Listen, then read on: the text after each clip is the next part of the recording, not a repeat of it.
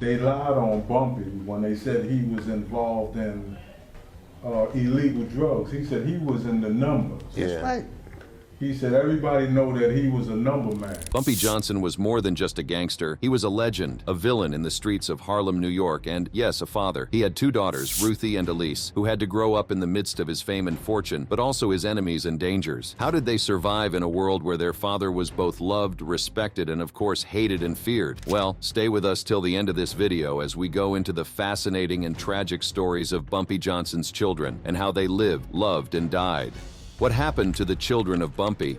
Some people wonder if hardened criminals are capable of love. Nowhere is this question more relevant than in the life of Bumpy Johnson. The man who would become known as the Godfather of Harlem was a ruthless, tough gangster that even the Mafia bigwigs came to respect. Little did many know that Bumpy Johnson was not all about deals and bullets. He had a softer side that encompassed his family. Although Bumpy Johnson carved a notorious reputation, whispers of a softer side emerged through his devotion to his daughters. He fiercely guarded their privacy, shielding them from the harsh glare of his underworld notoriety. His two daughters, Ruthie and Elise, became enigmas, their lives veiled in a deliberate obscurity. While Bumpy's efforts seem to have largely succeeded with Ruthie, leaving her story shrouded in mystery, glimpses of Elise's life occasionally surfaced, offering tantalizing hints at the woman behind the gangster's daughter. This dichotomy between Bumpy's public persona and his private devotion to his daughters continues to intrigue, leaving us to wonder about the lives lived in the shadows of a notorious name. Bumpy Johnson and Mayme Hatcher Johnson, united in marriage,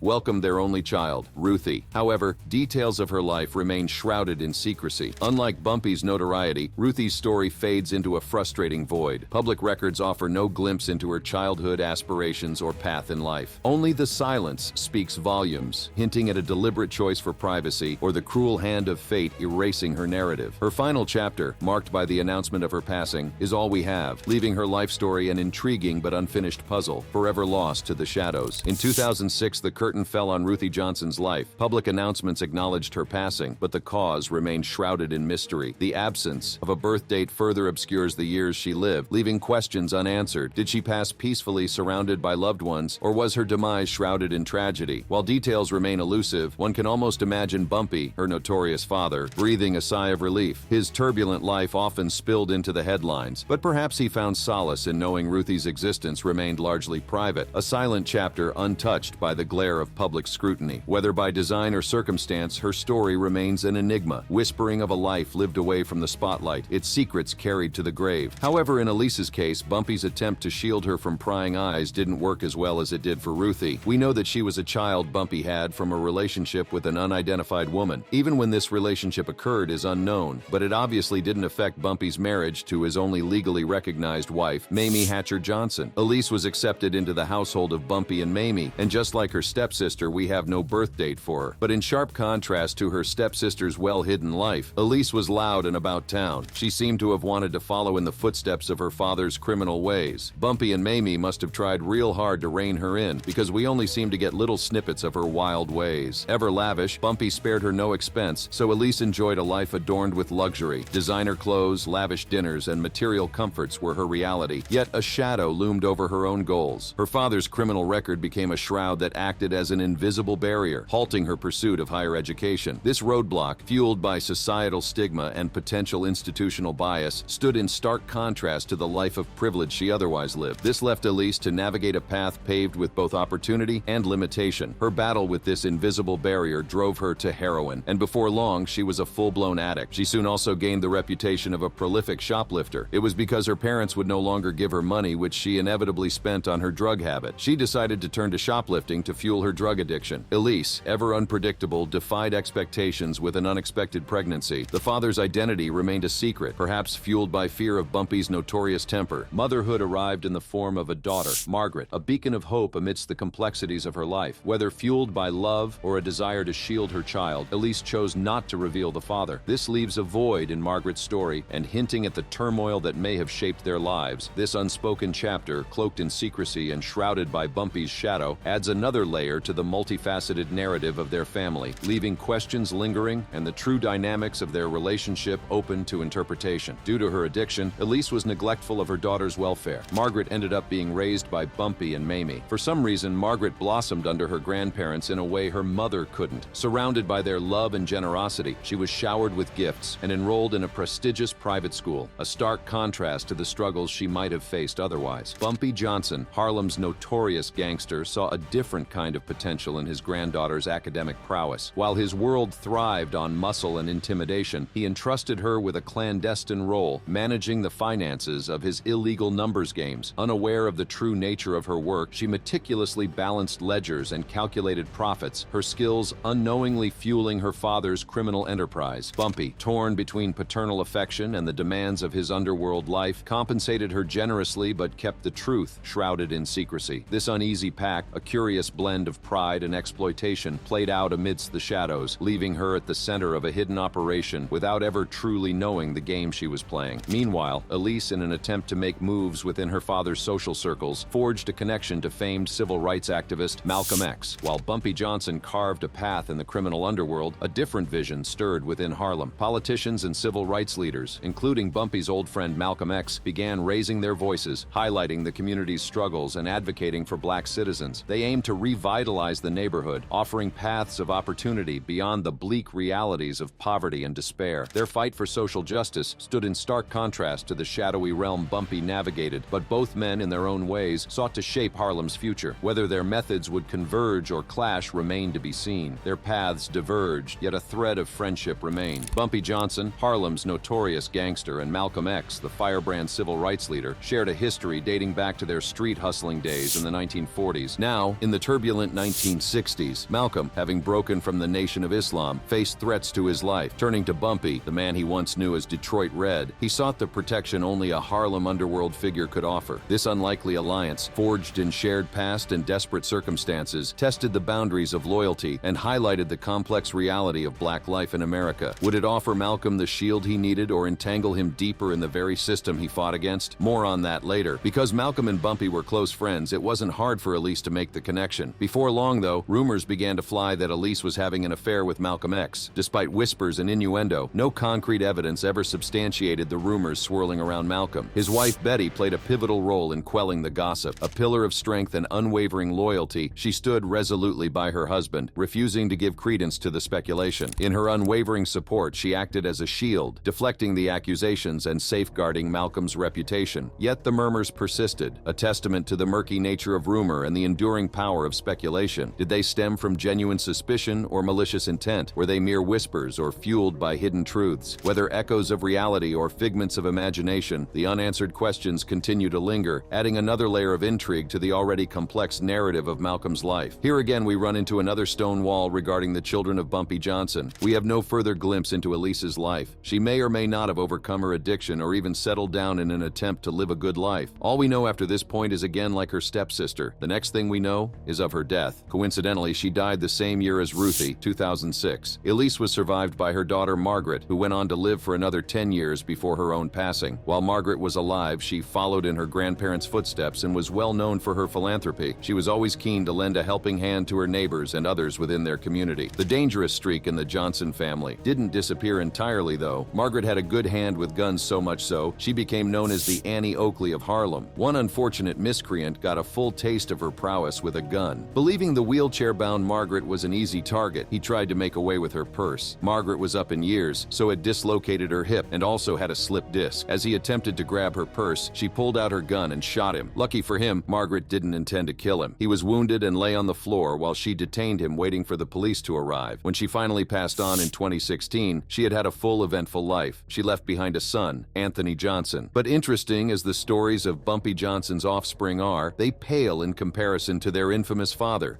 Who is Bumpy Johnson?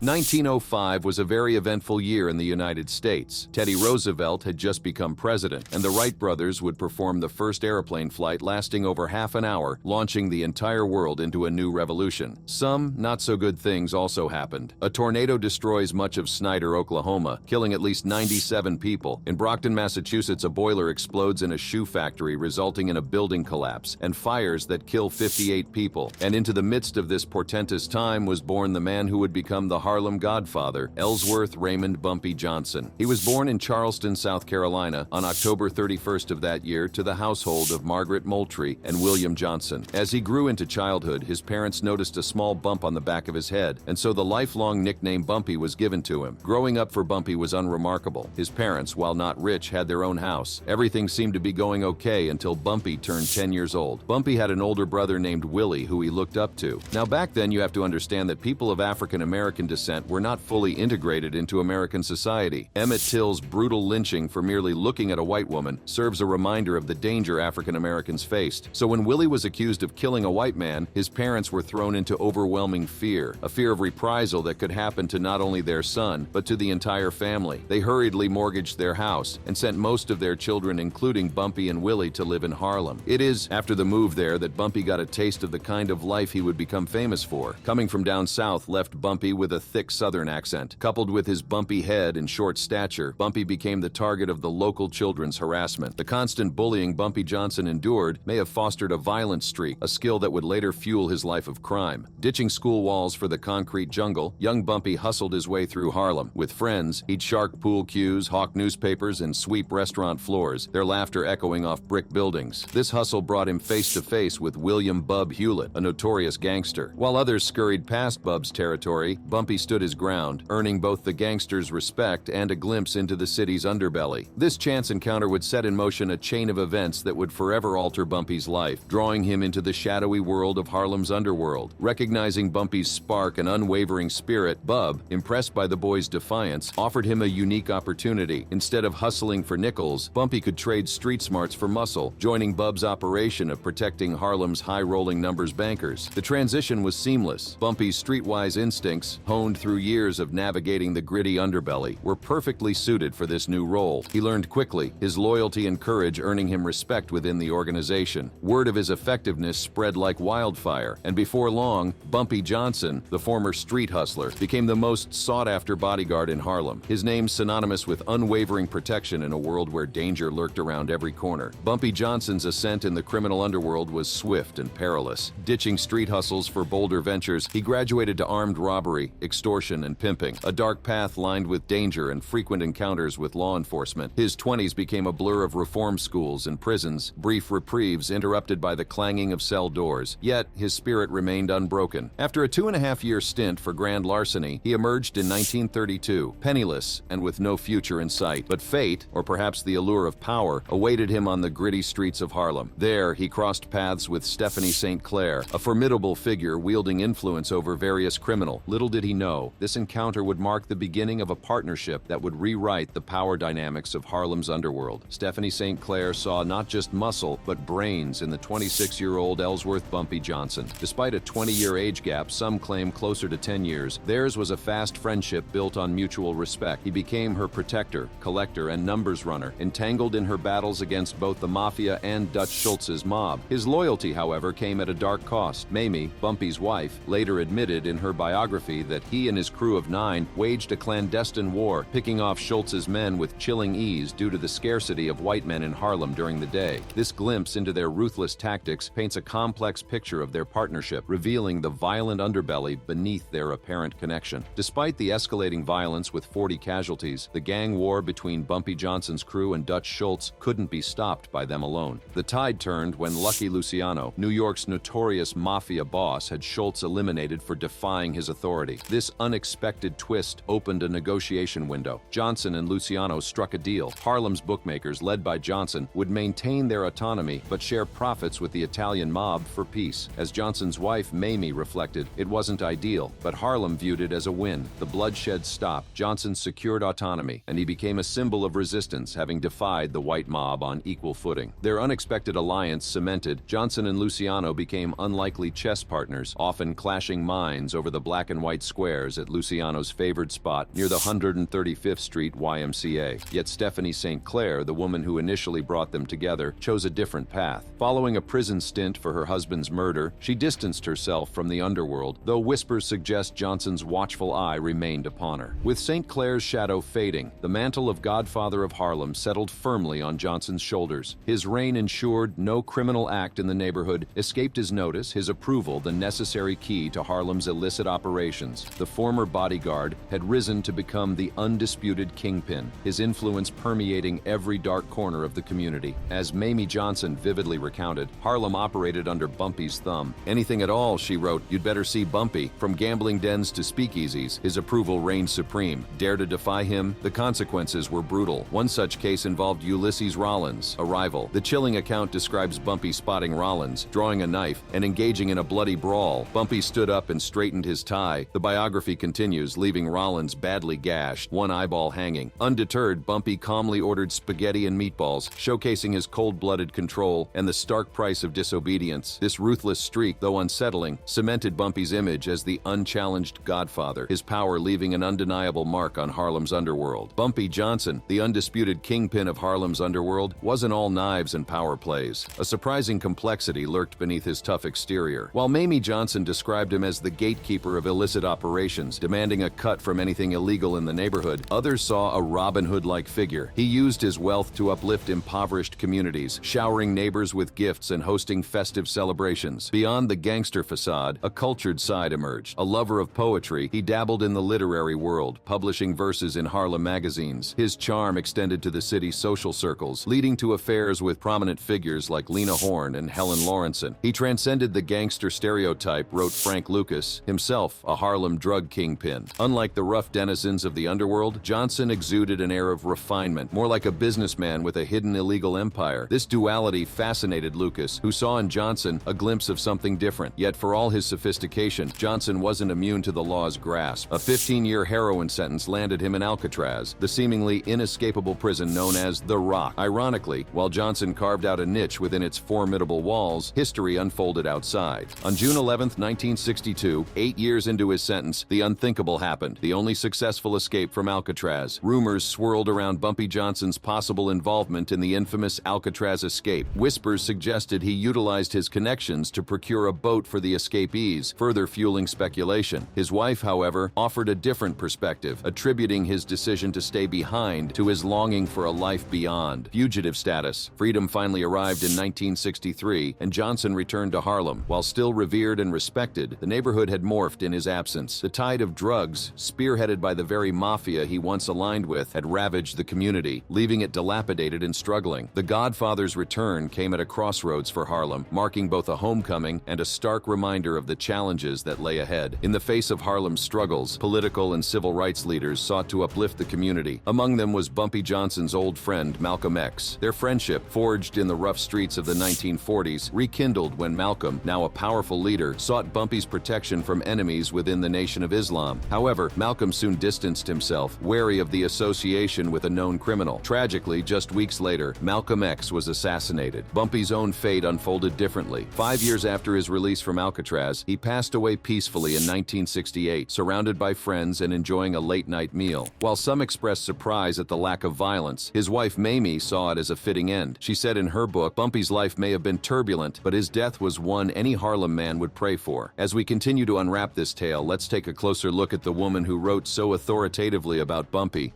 Bumpy's wife, Mayme Hatcher Johnson. Mayme Hatcher, born in 1914 North Carolina, shared more than just a birth region with her husband, the notorious Harlem kingpin Bumpy Johnson. Both faced the harsh realities of Jim Crow segregation in the South, a system that denied Black Americans basic rights and safety. In search of a better life, many, like Mayme and Bumpy, embarked on the Great Migration northward, drawn to the promise of opportunity and escape in cities like Harlem. This journey shaped their destinies, weaving them into the complex mosaic of a changing America. America, where they would each leave their mark in vastly different ways. Their individual narratives, intertwined by their shared history and tumultuous times, offer a glimpse into the lives of Black Americans navigating the challenges and realities of the 20th century. Stepping into the bustling heart of New York in 1938, Mayme Hatcher found herself navigating the vibrant yet demanding world of Harlem. Landing a job as a waitress at a club owned by the legendary singer-actress Ethel Waters, she was drawn into the city's electrifying energy. It was here in 1948 that fate intervened. She met Bumpy Johnson, the notorious Harlem gangster immortalized in films like The Cotton Club and American Gangster. Their connection was swift and potent, culminating in a whirlwind romance that led to marriage. Bumpy's proposal had arrived like a bolt from the blue. "Mayme," he declared, his words slicing through the air, "I think you and I should go ahead and get married." Stunned, yet composed, Mayme simply replied, "Is that right?" Bumpy, undeterred, doubled down. "Yes, that's right." This whirlwind exchange, captured by Mayme herself, encapsulated the impulsive, passionate nature of their relationship. Just 6 months after their first encounter, they would stand at the altar, their lives forever intertwined. Mayme, a woman of independent spirit and strong will, found herself entwined with a man whose life was a complex tapestry of power, danger, and social influence. Their union, set against the backdrop of a changing Harlem, would forever alter the course of their individual journeys and leave an indelible mark on the city's history. Mayme Johnson's life with Bumpy became a whirlwind of extravagance. Treated like royalty, she later described, "I could get in anywhere I wanted. Doors swung open, not just to clubs and speakeasies, but to a world of privilege and power." Diamonds glittered on her fingers, each piece a manifestation of Bumpy's opulent lifestyle. It was a life far removed from her waitress days, a stark contrast to the struggles faced by many in Harlem. Yet this opulence came at a cost. Whispers of danger and violence swirled around Bumpy, a constant reminder of the precariousness of their existence. Mayme navigated this duality, embracing the glamour while acknowledging the shadows that lurked beneath. Her life, forever intertwined with Bumpy's, became a witness to the complex realities of power, wealth, and the price of living on the edge in Harlem's underbelly. Mayme knew being Bumpy's wife wasn't just about diamonds and speakeasies. It was navigating a minefield of jealous admirers. Women drawn to Bumpy's power and charisma, constantly accosted, became a grim reality, each encounter a reminder of the precariousness of her position. While some might have relished the attention, Mayme saw it differently. It was a threat, a constant undercurrent of hostility fueled by desire and ambition. Yet she wasn't one to back down. She navigated this complex landscape with grace and steel, her loyalty to Bumpy unwavering. Each rebuffed advance, each raised chin became a show of her strength and the unique dynamic of their partnership. In the cutthroat world they inhabited, love and power danced a tangled waltz, and Mayme, with her unwavering presence, became an integral part of the music. "They wouldn't dare approach me if they knew I was the real queen in his castle," Bumpy had once declared, his words resonating with Mayme. And queen she felt not just for the lavish lifestyle and access to Harlem's exclusive circles, but for the unwavering respect and devotion Bumpy showered upon her. "Hell if I'd let some floozies push me around," she thought, her chin held high. Bumpy was different, his love genuine, his commitment undeniable. While whispers and rumors swirled around them, Mayme remained steadfast, her loyalty unshakable. In a world where women, particularly black women, were often marginalized and overlooked, Bumpy's love felt like a rare treasure, worth fiercely defending. Her stance, bold and defiant, spoke volumes about their unique bond, a confirmation of the power of love and self-worth amidst the shadows and complexities of Harlem's underworld. Bumpy's life, and by extension theirs, wasn't a picture-perfect romance. Rumors of a dalliance with glamorous socialite Helen Lawson danced on the Harlem airwaves, and a harsh 15-year prison sentence for heroin dealing in 1951 threatened to shatter their world. Yet, through it all, Mayme remained anchored by his side, their bond a show of something deeper than fleeting allure or convenience. Was it unwavering loyalty, genuine love, or a complex tapestry woven from both? Whatever the answer, their marriage endured, a beacon amidst the shadows and complexities of Harlem's underworld. Mayme, independent and fiercely loyal, chose her path, standing beside Bumpy until his final breath in 1968. Theirs was a love story etched against a turbulent backdrop, leaving behind a legacy that continues to spark intrigue and invite interpretation. While Bumpy's life was often shrouded in notoriety, Mayme carved out a different space for herself. A devoted member of St. Martin's Episcopal Church, she actively engaged in charity work, her presence a beacon of light amidst the shadows of Harlem's underworld. This duality, both wife of a powerful figure and community servant, spoke volumes about her character. Was it a calculated move to soften Bumpy's image, or a genuine reflection of her own values? Perhaps both. Regardless, her charitable endeavors left a lasting impact, offering support and hope to those in need. This facet of her life, often overshadowed by Bumpy's exploits, serves as a crucial reminder of the complexity of their story and the multifaceted lives they led within the vibrant yet challenging landscape of Harlem. Mayme's impact extended far beyond Bumpy's shadow. As Harlem restaurateur and close friend Perk Perkins described her, she was a class act with a big heart. This duality defined her. The sweetest woman in the world, he said, highlighting her kindness and compassion. Yet his next words painted a different picture. She didn't take any nonsense. Mayme commanded respect, carrying herself with real lady dignity. This strength balanced her compassion, creating a captivating presence that resonated throughout Harlem. Was she a shrewd woman navigating a dangerous world, or a genuine soul offering warmth amidst the shadows? Perhaps both. Regardless, her character left an indelible mark, remembered not just as Bumpy's wife, but as a woman who carved her own path with grace and unwavering presence. Mayme's story didn't end with Bumpy's passing. In 2004, she relocated to Philadelphia, seemingly seeking a quieter life. Yet 3 years later, a desire to reclaim her husband's narrative sparked a fire within her. Myths swirling around Bumpy fueled her decision to write a tell-all biography, Harlem Godfather. Published in 2008, it offered her perspective, aiming to separate fact from fiction. The book launch party held in Harlem, attended by over 200 people, served as a poignant confirmation of the continued fascination with both Mayme and Bumpy. Their lives, intricately woven into the fabric of Harlem's history, remained a source of curiosity and debate, and Mayme's voice, even years later, had the power to captivate and challenge. Whether offering insights into a complex man or carving her own space in the narrative, Mayme ensured her story wouldn't be relegated to the shadows. Mayme's resilience and independence shone brightly even in her later years. Tickled pink was how Harlem restaurateur Perk Perkins described her at 93, beaming about being a published author. Harlem Godfather, her biography of Bumpy, wasn't just a book. It was a reclamation of her husband's narrative and a validation of her own unwavering spirit, leaving an indelible mark as a woman who defied expectations, embraced her power, and ensured her story wouldn't be silenced, even in the twilight of her life. Whether challenging myths or simply reveling in the accomplishment, Mayme's final chapter resonated with a vibrant mix of pride, defiance, and a quiet satisfaction, leaving an enduring legacy far beyond the shadow of her husband. Just as Mayme was relishing the success of Harlem Godfather, fate had one final twist in store. 2 days before her passing, news arrived that a film production company was interested in adapting it for the big screen. This potential silver screen moment offered bittersweet closure. It validated her efforts to reclaim her husband's narrative and add her own voice to history. Whether the film materialized or not, Mayme's legacy was secure. Through her book, she had ensured their story, warts and all, wouldn't disappear into the shadows. It served as proof of her independence, her determination to be more than just the wife of a notorious figure, and ultimately, her triumph over the myths and misconceptions that swirled around them. As the curtain closed on her life, a new chapter for their story potentially opened, a fitting continuation for a woman who defied expectations and carved her own unique path. In 2009, at the age of 94, Mayme Hatcher Johnson closed the curtains on a life as vibrant as the Harlem she called home. Respiratory failure claimed her in Philadelphia, far from the streets where her story began. Yet Mayme's journey was anything but ordinary. From her North Carolina roots to becoming the wife of the notorious Harlem Godfather, Bumpy Johnson, she navigated a world of glamour, danger, and social change. What do you think about Bumpy Johnson and his children? Tell us your thoughts in the comment section. Also, for more interesting videos like this one, click on one of the cards showing on your screen.